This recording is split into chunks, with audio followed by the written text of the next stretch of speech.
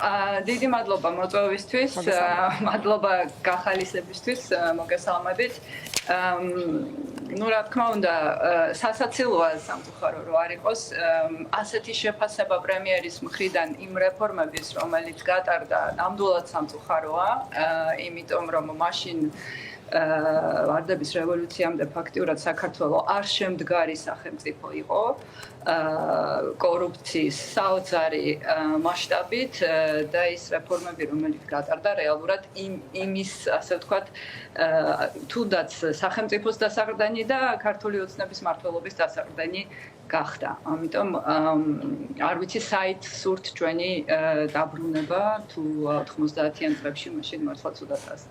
საარჩევნო კამპანიის ღერძი შეიძლება გახდეს მეორეს მხრივ განათლების მინისტრიც საუბრობს ახალი მოქალაქის შექმნაზე და ასე შემდეგ. ერთია ვთქვათ იუმორი, მაგრამ ამის უკან შეიძლება იდგას მთელი საარჩევნო სტრატეგიაც ულტრამემარჯვენე პოპულიზმისკენ მიდრეკილი. იცით რა, მე ამაში ვხედავ გარკვეულწილად აი ამ ევროსკეპტიკური ნარატივის გაძლიერებას, ეს არ არის ასე ვთქვათ ერთმანეთისგან განცალკევებული დაპირისპირება ნამდვილი ქართველის, ასე ვთქვათ, იმისგან, რაც არის დასავლელი ევროპელი და აი ამისი გაძლიერება მიდის ნელ-ნელა უკვე ძალიან დიდი ხანია და როგორც ჩანს საარჩევნო სტრატეგიათაც აირჩიეს, იმიტომ რომ ქართული ოცნება ასე ჩანს აქედან ცდილობს მაქსიმალურად, ასე ვთქვათ, კონსერვატიული მემარჯვენე განწყობები განავითაროს ქვეყანაში და ასევე ხმებით შესაბამისად მოიპოვოს. ალბათ ამაში ხედავს სერიოზულ საარჩევნო რესურსს.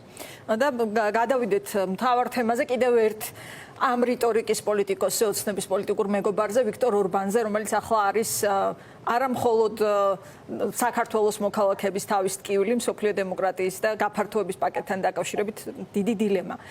რა შეიძლება იყოს მოლოდინი, ეს იქნება ბოლო წუთის გადაწყვეტილება ბრიუსელში, ჩვენ ვნახეთ მიშელის განცხადება იმაზე, რომ ევროკავშირის ინტერესები უნდა იყოს წინ კომპრომისზე და ასე შემდეგ. აქვს ბრიუსელს დღეს ბერკეტები შეაცვლევინოს ორბანს ულტიმატუმის ენა.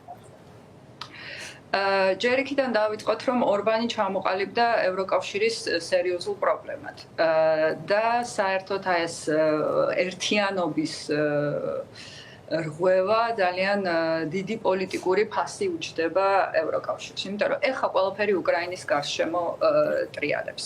უკრაინაში მარცხი ნიშნავს დასავლეთის მარცხს. ამას ძალიან დიდი შედეგები მოყვება ჩვენთვისაც, რა თქმა უნდა, მაგრამ ზოგადად გლობალური წესრიგისთვის.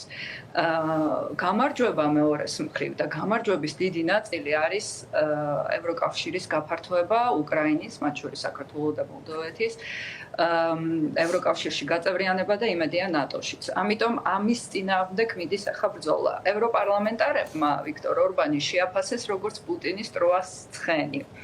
და საინტერესოა რატომ და რას ეფუძნება ეს შეფასება, იმიტომ რომ რეალურად ახლა გარდა იმისა, რომ პუტინთან მეგობრობს და ასევე რეალურად ორ საკითხს აყენებს ორბანი, ასე ვთქვათ, თავისი პოზიციის გასამყარებლად.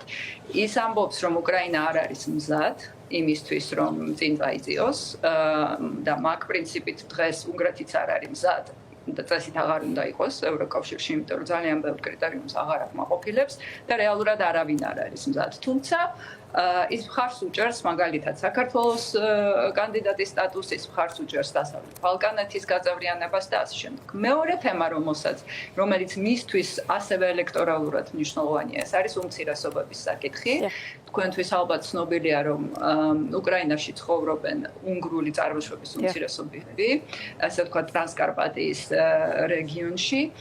და ეს თემა ფიდესის პარტიისთვის ყოველთვის ძალიან მნიშვნელოვანი იყო, როდესაც მეორედ მოვიდა ორბანი ხელისუფლებაში, რეალურად ის ამ უმცირესობების ხარჯზე, ასე ვთქვათ, რჩება ძალაუფლებას ინარჩუნებს, იმიტომ რომ უნგრული უმცირესობები, რომლებიც ცხოვრობენ უნგრეთის სამეზობლოში, ადრე ეს უნგრეთის ტერიტორია იყო და ტრიანონის ხელშეკრულების შემდეგ აღმოჩნდნენ სლოვაკეთის, რუმინეთის, სერბეთის და მათ შორის უკრაინის ტერიტორიაზე, ისინი თითქმის ყოველთვის ბევრად უფრო ნაციონალისტურ კონსერვატიულ პოზიციებზე დგანან და შესაბამისად მხარს უჭერენ ფიდესს, რომლისთვისაც ეს თემა მნიშვნელოვანია. მაგრამ საინტერესო რა არის ამ შემთხვევაში, რომ ყველა სხვა ქვეყნის ქვეყანასთან მიმართებაში, თუნდაც სლოვაკეთის, რუმინეთის და ასევე სერბეთის, რომელიც არის ახლა კანდიდატი, უნგრეთი ყოველთვის მხარს უჭერდა ამ ქვეყნების ევროკავშირში გაწევრიანებას. სწორედ იმიტომაც,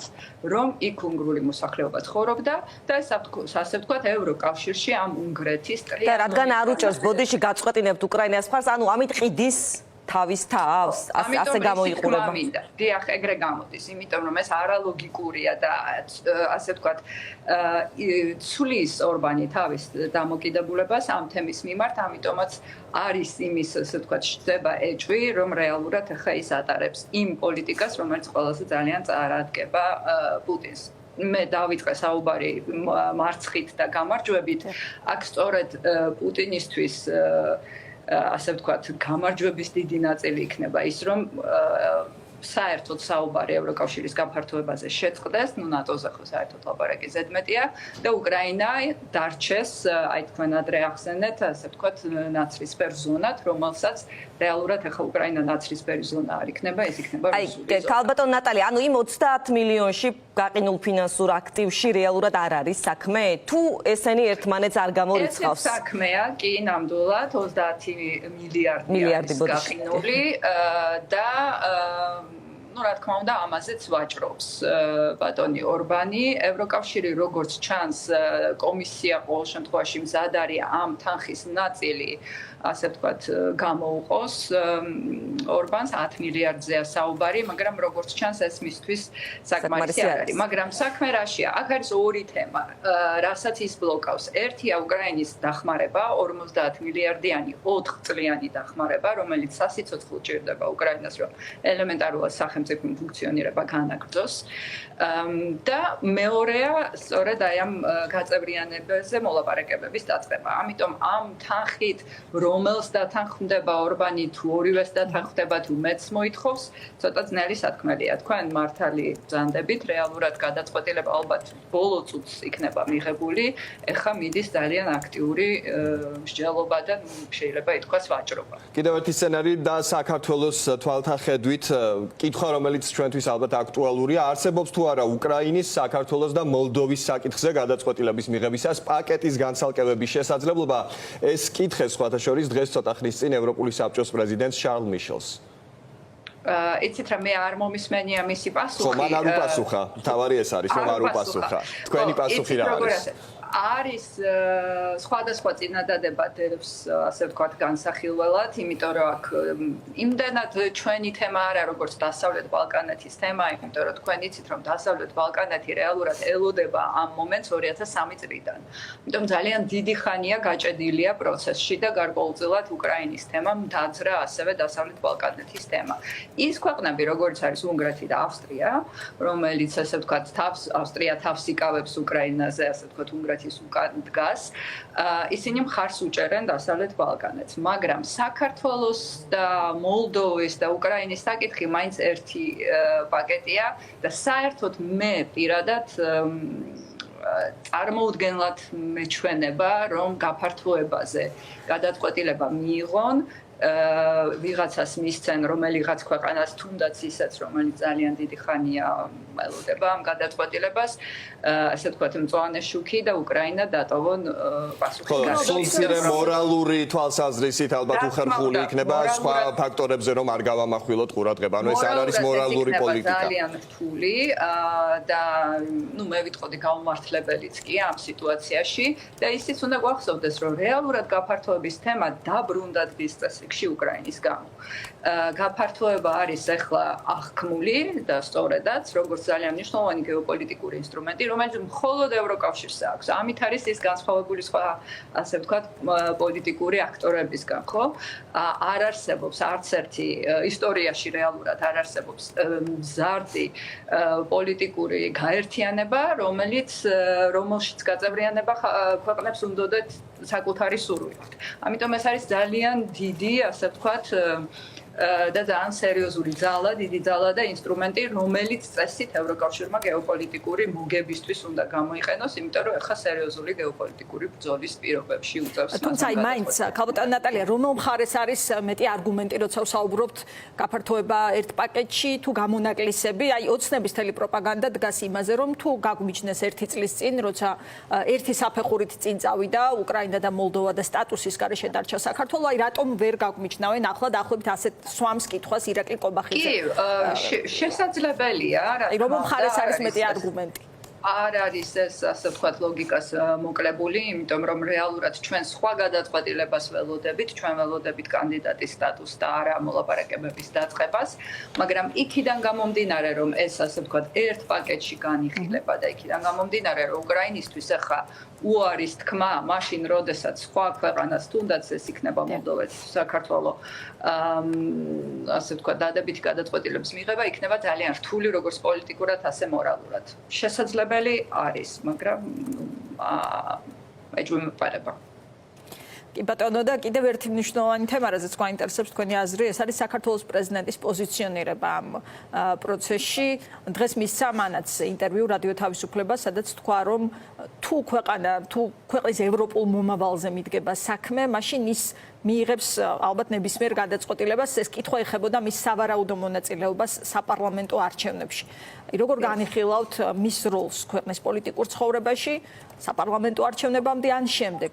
რა ტიპის პოლიტიკური ფაქტორია ის დღეს, რა პოლიტიკური წონის? იცით რა, საქართველოს პრეზიდენტი ჩამოყალიბდა როგორც ესე ვთქვათ, ერთ-ერთი ძლიერი პოლიტიკური ძალა, რომელიც მაქსიმალურად ცდილობს ქვეყნის ასე ვთქვათ ევროპული ინტეგრაციის წინ წაწევას, ყველაფერი რაც ესე ვთქვათ მის ხელთ არის ცდილობს ამ რესურსის გამოყენებას. აქვე უნდა დავძინო, რომ ის არის ქართველი პოლიტიკოსი, რომელსაც ჩვენ პარტნიორებში საკმაოდ სერიოზული რეიტინგი აქვს ევროპელ პარტნიორებთან, ამიტომ მისი პოზიციონირება, მისი როლი, მისი ასე ვთქვათ ძალიან ბევრ საკითხში პრინციპული პოზიციის დაკავება ძალიან მნიშვნელოვანია. ჩემი აზრით ახლა ალბათ ისე უნდა გავიგოთ, როგორც მან თქვა, რომ შეხედავს როგორ განვითარდება მოვლენები და თუ ჩათვლის საჭიროდ შეიძლება ჩაერთოს პოლიტიკურ ბრძოლაში. ჩემი აზრით ასევე საინტერესოა. ანუ ბოდიში გაგაწყვეტინეთ, ანუ შეიძლება ითქვას, რომ ირაკლი კობახიძის ნათქვამიც პრეზიდენტ ზურაბიშვილზე დადასტურდეს, ის ამბობდა, რომ ზურაბიშვილი შესაძლოა გადადგეს და არჩევნებში ჩაერთოს გახარიასთან ერთად. არ ვიცი ვისთან ჩაერთვება, თავად პრეზიდენტმა თქვა, რომ ყველაფერი შესაძლებელია. მე ვფიქრობ, ეხლა პოლონეთის მაგალითზე.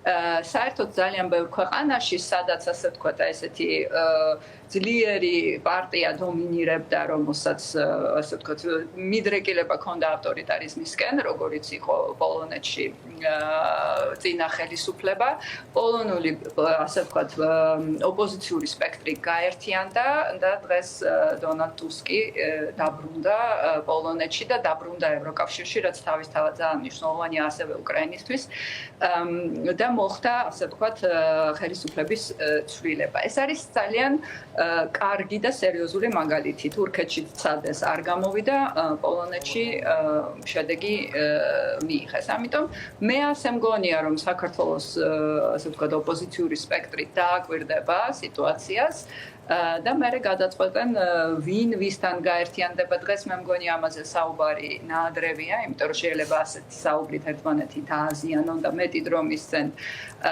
ქართულ ოცნებას იმისთვის, რომ ეს შავი პიარი, რომლისთვისაც ის ახლა როგორც თქვენ სიუჟეტში ახსენეთ, ემზადება, ამან თავისი შედეგი გამოიღოს. ამიტომ პოლონეთის მაგალითზე ჩვენ არაერთხელ გვისაუბრია, მათ შორის ერთ-ერთი ფაქტორი იყო, რატომაც შეიცვალა იქ ასეთი კონფიგურაციით პარლამენტში თუნდაც მდგომარეობა შემდგომ უკვე ხელისუფლებაში, მთავრობაში იყო აქტივობა თავად ახალგაზრდების საარჩევნო უბნებზე მოქალაქეების, ასე ვთქვათ, მისვლა, დაინტერესება, ეს არის ერთ-ერთი გამოწვევა ასევე ქართული ოპოზიციისთვის. რადგან პოლონეთი ახსენეთ ძალიან მოკლედ რომ გითხრათ, როგორც დიპლომატს ამის შესახებ თქვენ გაქვთ ინფორმაცია, გამოცდილება, ტუსკის ფაქტორი პერსონალურად მისი აღქმები საქართველოს მისამართით, რა როლი ექნება მას ახლა ჩვენი ქვეყნების და ჩვენი ევროინტეგრაციის პროცესში დაახლოების თვალსაზრისით?